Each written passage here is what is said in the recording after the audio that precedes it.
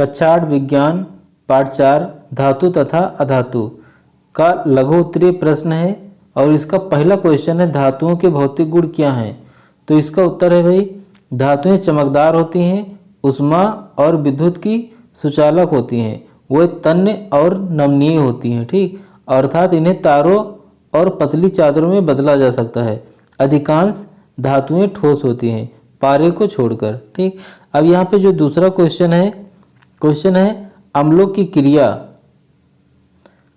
अम्लों की अपक्रिया से आप क्या समझते हैं। तो इसका उत्तर है धातुएं अम्लों के साथ अपक्रिया करके लवण और हाइड्रोजन गैस बनाती हैं। इसका रिएक्शन है Zn यानी जिंक और प्लस 2HCl यानी कि हाइड्रोक्लोरिक अम्ल यहाँ से बनता है ZnCl2 यानी जिंक क्लोराइड और प्लस हाइड्रोजन गैस यहाँ से ऊपर यानी कि हाइड्रोजन गैस विस्थापित। अब यहाँ पे जो प्रश्न 3 है भाई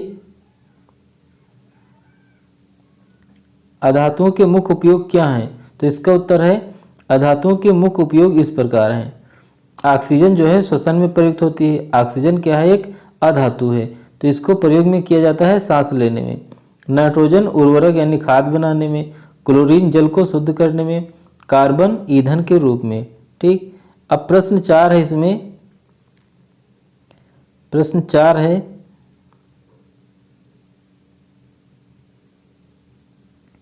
निम्नलिखित में अंतर बताइए।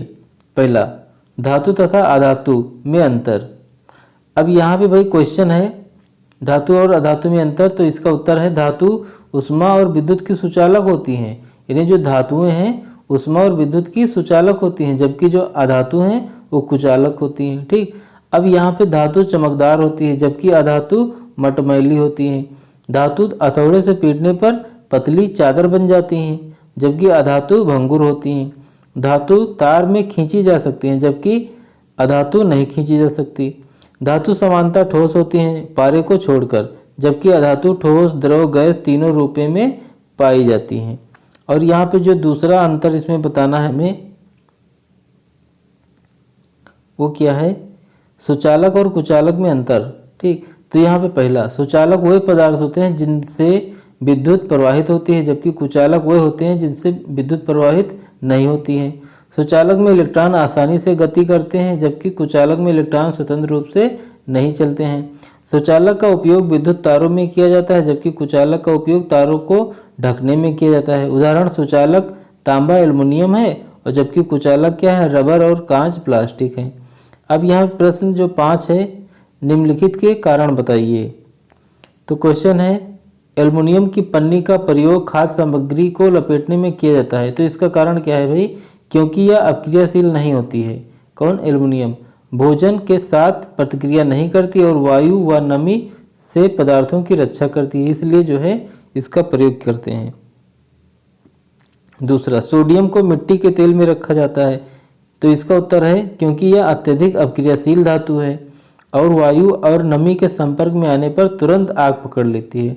ठीक, तो इसलिए भैया जो सोडियम है, सोडियम जो धातु है उसको हम रखते हैं कहाँ पे, मिट्टी के तेल में। अब यहाँ पे जो अगला क्वेश्चन है दीर्घ उत्तरीय प्रश्न। उदाहरणों की सहायता से धातुओं की ऑक्सीजन, जल और अम्लों से क्रिया समझाइए। तो सबसे पहले हम बात करते हैं ऑक्सीजन से, यानी कि ऑक्सीजन के साथ। अब जो सोडियम है ऑक्सीजन के साथ जब क्रिया करेगा तो बनेगा क्या, 2Na2O। ठीक, डाई सोडियम ऑक्साइड बनेगा यहाँ पे। और यहाँ पे जल से जब क्रिया करेगा 2H2 यानी जल और 2Na यानी सोडियम, जब इससे क्रिया करेगा तो बनेगा 2NaOH यानी सोडियम हाइड्रोक्साइड बनेगा और हाइड्रोजन गैस विस्थापित हो जाएगा। और इसमें अम्ल से तो जो जिंक है भाई धातु ही तो है, और यहाँ पे HCl यानी हाइड्रोक्लोरिक अम्ल यानी एसिड, जब इनके साथ यानी जिंक और एसिड की क्रिया जब होएगी तो जिंक क्लोराइड बनेगा और हाइड्रोजन गैस विस्थापित। अब यहाँ पे अगला जो दूसरा क्वेश्चन है आदर्श धातुएं क्या हैं, किसी एक आदर्श धातु का वर्णन कीजिए। तो इसका उत्तर है भाई वह धातु जो अपने सभी भौतिक और रासायनिक गुणों को अच्छी तरह प्रदर्शित करते हैं उसे आदर्श धातु कहलाते हैं। उदाहरण है तांबा, कॉपर। यह विद्युत व उष्मा का अच्छा सुचालक है, तन्य व नमनीय है, जंग तथा जंग नहीं लगती, इसलिए क्या है, आदर्श धातु है। फिर धातुओं के हमें रासायनिक गुण लिखना है। धातुओं के रासायनिक गुण लिखना है। तो इसका उत्तर है नंबर 1 में, धातुएं ऑक्सीजन से मिलकर ऑक्साइड बनाती हैं। जल से अपक्रिया करके हाइड्रोक्साइड और हाइड्रोजन गैस बनाती हैं। अम्लों से अपक्रिया करके लवण और हाइड्रोजन गैस बनाती हैं। कुछ धातुएं वायु में धीरे धीरे संचारित हो जाती हैं। ठीक, अब अगला जो क्वेश्चन है